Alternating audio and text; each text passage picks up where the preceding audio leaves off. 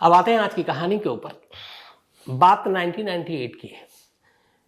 England के south Manchester district में एक लेडी थी और उस लेडी को एक अजीब सी चीज़ का एहसास हो रहा था। इस लेडी को यह था कि वहाँ पे एक डॉक्टर थे, डॉक्टर हैरोल्ड सिम्पसन। तो उनके क्लिनिक में जितने भी लोगों का इलाज होता उसमें बड़े पैमाने पर महिलाओं की मौत हो रही थी। उन्होंने कुछ डेटा निकाला, ये 1998 की बात है, बल्कि हाँ मार्च 1998। क्या आखिर ऐसा क्यों हो रहा है? फिर ये भी हुआ कि शायद बीमार हो, क्योंकि ज़्यादातर एजेड लेडी थी। लेकिन फिर उन्हें एक चीज़ और नज़र आई। उन्होंने कहा कि क्रिमेशन के लिए बहुत सारे फॉर्म की ज़रूरत पड़ती है। तो जिन डॉक्टर साहब की क्लिनिक है वो डॉक्टर साहब बहुत सारे क्रिमेशन फॉर्म भी ले गए अपना साइन करने के लिए वो। तो उसने कहा कि एक डॉक्टर के पास जब कोई पेशेंट या मरीज़ आता है तो एडवांस में क्रिमिनेशन और इन सारी चीज़ों के फॉर्म्स की ज़रूरत क्यों पड़ती है? उसे शक हुआ। उसने अपने दोस्त से बताया, दोस्त ने पुलिस को बताया। पुलिस ने भी कहा कि चलो जांच करते हैं। पुलिस ने जांच की, लेकिन कोई सबूत ऐसा मिला नहीं डॉक्टर के खिलाफ।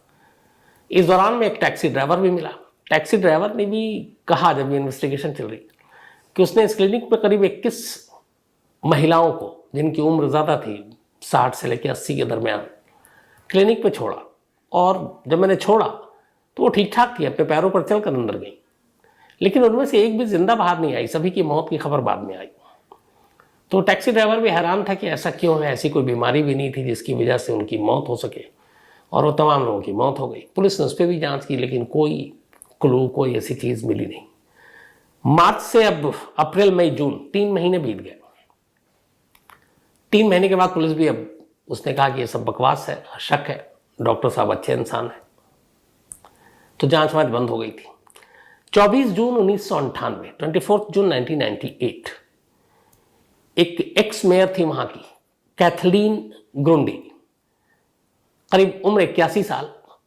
खबर आई कि कैथलीन की मौत हो गई उन्हीं के घर पर। अब एक्स मेयर थी, अमीर थी। पुलिस की टीम वहां पहुंचती है कि कोई फॉल प्ले तो नहीं है, कोई इनके साथ कहीं मौत नेचुरल है या कुछ और है। तो पुलिस की टीम घर पहुंची, पूछताछ हुई, तो पता चला जो आखिरी शख्स था जो कैथलीन से मिला था वो यही डॉक्टर हैरोल्ड सिम्पसन थे, और वो उनका इलाज कर रहे थे और वही आखिरी बार मिले थे। अब यहाँ पे भी पुलिस को लगा कि चलो, वो बीमार थी, 81 ईयर ओल्ड थी, बुजुर्ग थी, और एक डॉक्टर के नाते वो उनका इलाज कर रहे थे, पहले भी आए थे। उसके बाद इत्तेफाक से वो दिन आखिरी बार देख कर गए, उसके बाद डेथ हो गई। तो इसमें कोई शक की कोई गुंजाइश तो है नहीं। पुलिस लौट गई। लेकिन जब पुलिस लौटी उसके अगले ही दिन पुलिस के पास कैथलीन की बेटी पहुंच जाती है, और बेटी जाकर उनसे कहती है कि आप मेरी मदर की डेथ की जांच कीजिए। अच्छा, इस दौरान में ये हुआ कि उसकी मां की लाश दफना दी गई। अब दफना दी गई, इधर लाश, अंतिम संस्कार हो चुका, क्रिमेशन हो चुका। अब इसी दौरान में कैथलीन की बेटी को उनका लॉयर ये बताता है कि आपकी मां ने मरने से पहले एक वसीयत छोड़ी है, और उस वसीयत में उनकी जो सारी प्रॉपर्टी है उनमें से करीब करीब इंडियन करेंसी में 3.5 करोड़ रुपए की वसीयत डॉक्टर हैरोल्ड सिम्पसन के नाम पर उन्होंने कर दी है। मतलब एक बड़ा हिस्सा उन्होंने डॉक्टर के नाम पे अपनी वसीयत में डाला है। अब बेटी को लगा कि ये कैसे, मेरी माँ एक डॉक्टर जिसको वो ज़माने से भी नहीं जानती, अभी हाल में कुछ दिन ही हुए, 10-15 दिन जब वो बीमार पड़े, उनसे इलाज चल रहा था, तो इन 10-15 दिनों में ऐसा क्या हो गया कि मेरी माँ ने उस डॉक्टर के नाम पे इतनी बड़ी रकम की वसीयत कर दी। तो कैथरीन की बेटी को कुछ डाउट हुआ। उसने पुलिस को इन्फॉर्म किया। उसने कहा कि मुझे डाउट है, पर यह भी डाउट है कि शायद ये वसीयत फेक है। अब पुलिस के पास 2 चीज़ें थी, एक माँ की मौत को लेके एक बेटी शक जता रही है, और दूसरा एक वसीयत फेक है, और तीसरा वही डॉक्टर रेडार पे है जिसको लेके पहले भी शिकायत हुई थी। अब पुलिस को लगा कि ये बात पुख्ता है, तो चलो इसकी जांच करते हैं। सबसे पहले तो पुलिस ने कैथलीन की लाश कब्र से बाहर निकाली, और इसके बाद उसे फॉरेंसिक एग्जामिनेशन के लिए भेज दिया। जांच हुई, मौत की वजह सामने आई। उसमें लिखा था कि मौत की वजह अफीम का एक्सेस डोज था। अफीम दी गई थी कैथलीन को, और उस अफीम की वजह से उनकी मौत हुई। अब यहाँ पूछा गया कैथलीन की बेटी से कि क्या आपकी माँ ड्रग एडिक्ट थी, ड्रग लेती थी? वो हैरान, उसने कहा मेरी माँ ने तो कभी ऐसा नहीं लिया। अब पुलिस को ये लगा कि कैसे अफीम, फिर उसमें कुछ चीज़ें आई जो पता चला कि शायद ये सिरिंज के थ्रू दिया गया, इंजेक्शन के ज़रिए। अब इंजेक्शन के ज़रिए कोई डॉक्टर दे सकता है। अब दूसरी शिकायत ये थी कि जो वसीयत है वो फेक है। पुलिस ने अब उस वसीयत की जांच की, तो जब जांच की तो पता चला कि जो वसीयत है वो सच में फेक है, और उस वसीयत को बनाया ही डॉक्टर शिपमैन ने। अब कुछ कंप्यूटर और बाकी चीज़ों के ज़रिए कुछ सुराग मिले पुलिस के पास, जिससे कंफर्म हो गया कि ये वसीयत कहाँ से जनरेट हुआ है, तो पुख्ता सबूत था। इन्हीं सब चीज़ों के बाद पुलिस ने आखिरकार 7 सितंबर 1998, 7 सितंबर 1998 को, यानी कि कैथलीन की मौत के बाद करीब 4 महीने के बाद, डॉक्टर हैरोल्ड सिम्पसन को पुलिस गिरफ्तार कर लेती है। इल्ज़ाम कैथलीन की जान लेना और फेक वसीयत बनाना। अब यहाँ तक पुलिस को यह था कि चलो एक कत्ल का मामला है, एक डॉक्टर ने कत्ल किया है, और हो सकता है उसने ये कत्ल इसलिए किया कि ताकि उसकी प्रॉपर्टी हड़प सके, क्योंकि वसीयत इसका सबूत है करीब 3.5 करोड़ रुपए का। तो इस लालच में डॉक्टर साहब ने अपनी एक पेशेंट को मार डाला, ड्रग्स का ओवरडोज देकर इंजेक्शन के थ्रू। मामला छोटा सा था, लेकिन अब जब पुलिस ने केस में, चूंकि इतनी सारी चीज़ें थी और कोर्ट में एक पुख्ता मुकदमा खड़ा करना है, तो अब डॉक्टर हैरोल्ड सिम्पसन के बारे में पूरी कुंडली खंगालनी शुरू की। जब कुंडली खंगालनी शुरू की गई तो फिर एक ऐसी कहानी सामने आई जो ब्रिटेन के इतिहास में इससे पहले किसी ने सुनी भी नहीं और न कभी सुनाई गई, और न कभी कोई ऐसा डॉक्टर वहां पैदा हुआ। पता चला कि 1946 में नॉटिंघम में पैदा हुए डॉक्टर शिपमैन अपनी माँ से बहुत प्यार करता था, लेकिन जब वो 11 साल की उम्र का था तभी उसकी माँ की कैंसर से डेथ हो गई। कैंसर के उस इलाज के लिए उस वक्त वहाँ पे कुछ ड्रग्स थे जिसमें अफीम का भी इस्तेमाल होता था। दुनिया के कई देशों में अफीम पे पाबंदी है, लेकिन ब्रिटेन वो देश है जहाँ पर नहीं है। तो वो सारी चीज़ें उसे याद थी, माँ की कैंसर की मौत ने उसे तोड़ दिया। फिर उसने तय किया कि वो डॉक्टर बनेगा, लेकिन जिस तरीके से उसने माँ को मरते हुए देखा, उसने ये तय किया कि मैं डॉक्टर तो बनूंगा, लेकिन लोगों को बचाने के लिए नहीं बनूंगा, मैं लोगों को मारने के लिए बनूंगा। और फिर इसके बाद इसने पढ़ाई शुरू की, ग्रेजुएशन किया, फिर डॉक्टरी की। डॉक्टरी करने के बाद 1970 में इसने अपनी प्रैक्टिस शुरू कर दी। अब प्रैक्टिस शुरू करने के बाद धीरे धीरे ये ठीक ठाक लोगों का इलाज करने लगा। और एक डॉक्टर और एक पेशेंट का रिश्ता ऐसे ही होता है कि लोग भरोसा करते हैं, भगवान मानते हैं।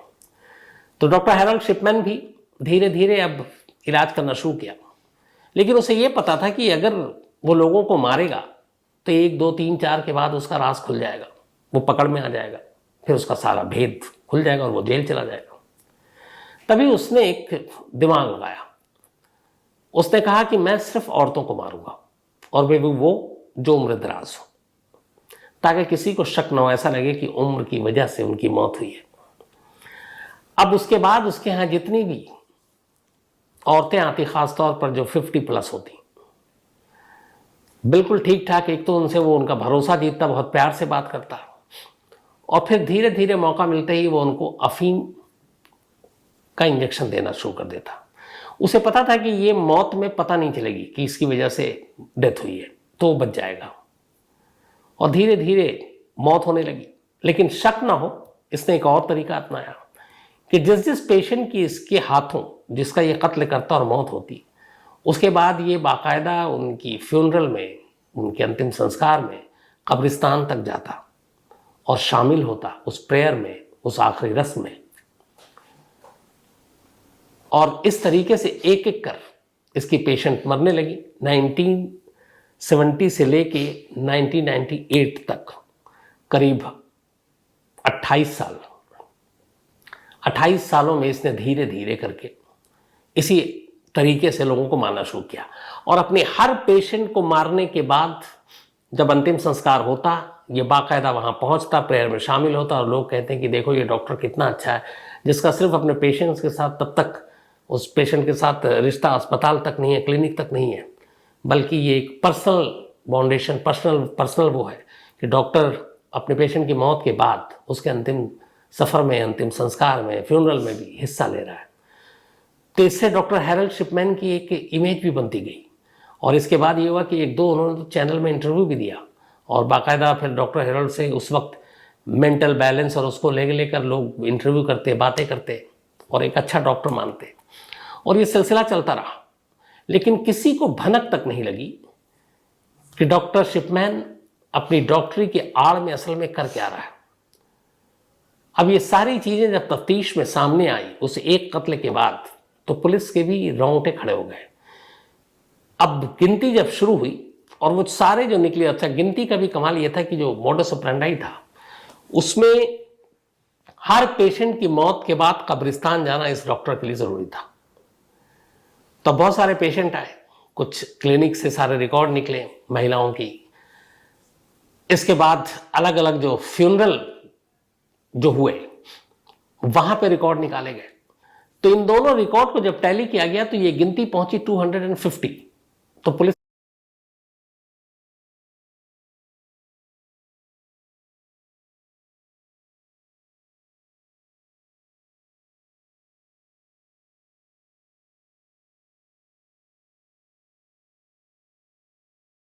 प्लस और 80-81 तक, जो सबसे यंगेस्ट उनमें 41 ईयर था एक केस, बाकी सब 50, 60, 17, 80। तो पुलिस ने इन दोनों डेटा से फ्यूनरल और अस्पताल के रिकॉर्ड से निकाला और फिर उन तमाम लोगों की, जो उसमें से बहुत सारे ऐसे थे जो 28 साल हो चुके थे, लेकिन आखिरी की जो 15 शिकार थी डॉक्टर की, 15 महिलाएं, फिर उनकी लाशें भी खोदी गई और निकाला गया।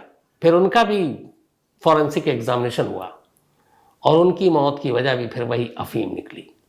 तो ये क्लियर हो गया कि डॉक्टर का ये मोडस ऑपरेंडी था।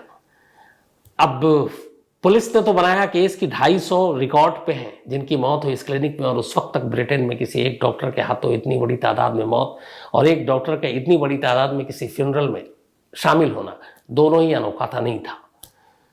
तो पुलिस भी हैरान, पुलिस की नज़र में वो 250 औरतों के कातिल थे। लेकिन 15 और जो निकाले इसके बाद, अब फिर बहुत सारे फैमिली ने कहा कि अब जो होना था हो गया, किस्मत पे उन्होंने मान लिया कि अब हम इसकी इजाज़त नहीं देंगे, तो बाकी लाशें निकाली नहीं गई।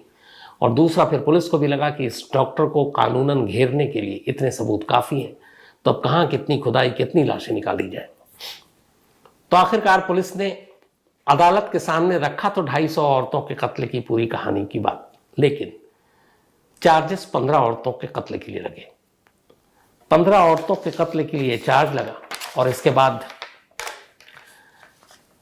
अदालत ने डॉक्टर हैरोल्ड को सजा सुनाई, लाइफ इम्प्रिजमेंट, पूरी जिंदगी जेल में। इस दौरान में कोई पेरोल नहीं, कोई रहम नहीं।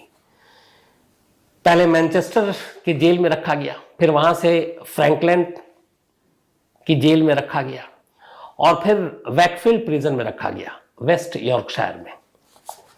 लेकिन जेल जाने के बाद ये सारा मुकदमा 2001-2 में हो गया था कंप्लीट। 2004 और ये तारीख थी उसके बर्थडे से सिर्फ एक दिन पहले की। 2004 जनवरी का महीना था, 58th बर्थडे था उसका नेक्स्ट डे। उससे एक दिन पहले उसने जेल के अंदर फांसी लगाकर खुदकुशी कर ली। और कहते हैं कि खुदकुशी करने से एक दिन पहले उसने एक जेल स्टाफ से कहा था, 13 जनवरी 2004 को उसने खुदकुशी की थी, सुबह 6:20 पर जेल के अंदर फांसी लगाकर। और फांसी लगाने से एक रात पहले उसने एक जेल स्टाफ को कहा था कि वो मरने की सोच रहा है, क्योंकि मरने के बाद हो सकता है उसकी वाइफ को जो है कंपनसेशन मिले एक विडो के तौर पर, जो वहाँ के रूल और रेगुलेशन है, तो उससे उसका जो है घर परिवार चल जाएगा, कम से कम मेरी मौत से उसको इतना फ़ायदा होगा। और इसी के बाद उसने 13 जनवरी 2004 को खुदकुशी कर ली। ब्रिटेन के इतिहास में किसी भी डॉक्टर के हाथों अपने ही पेशेंट के कत्ल का या जान लेने का ये इकलौता मामला है। इसके पहले और इसके बाद कभी ऐसा हुआ नहीं। एक डॉक्टर के ऊपर और एक पेशेंट के कत्ल का इल्ज़ाम लगा था, लेकिन वहाँ पे था कि कुछ पर्सनल रंजिश और दुश्मनी थी, वरना डॉक्टरी की पढ़ाई और डॉक्टर बनना सिर्फ इसलिए कि अपने ही मरीजों की जान लेंगे, क्यों? क्योंकि उसकी माँ जिस तरीके से तड़प तड़प कर मरी, वो उसके दिल में बैठा और फिर उसने कहा कि मैं ऐसी तमाम औरतों को मारूंगा। और उसने एक एक का 250 औरतों को, अगर ब्रिटिश पुलिस के हिसाब से चले हम, जो ब्रिटिश पुलिस ने कहा कि जो रिकॉर्ड्स दस्तावेज हैं उसमें 250 औरतों की पूरी कहानी है, लेकिन सबूत 15 के थे। क्या पता अगर बाकी की कब्रें की खुदाई की जाती तो ये गिनती और बढ़ जाती रिकॉर्ड पर।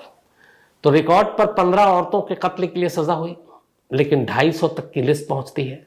लेकिन इसने अपनी पूरी सज़ा नहीं काटी। जेल जाने के करीब 6 साल के अंदर अंदर इसने जेल में फांसी लगाकर खुदकुशी कर दी।